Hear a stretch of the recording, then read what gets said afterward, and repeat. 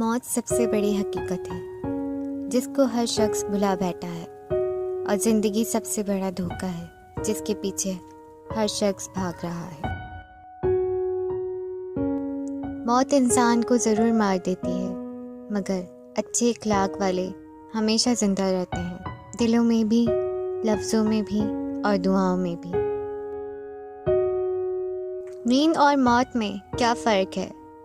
किसी ने खूब जवाब दिया, नींद आधी मौत है और मौत मुकम्मल नींद है।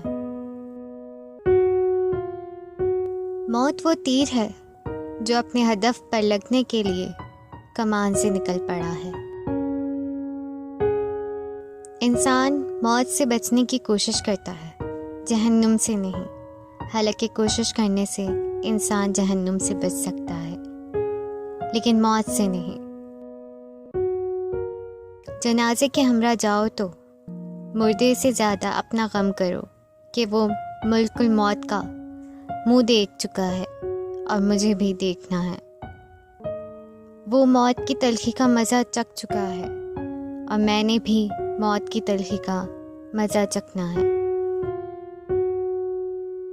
इंसान मौत से डरता है, लेकिन कोई फ़ायदा नहीं, क्योंकि इससे बच नहीं सकता, और दोज़ख से नहीं डरता जबकि वो इससे बच सकता है।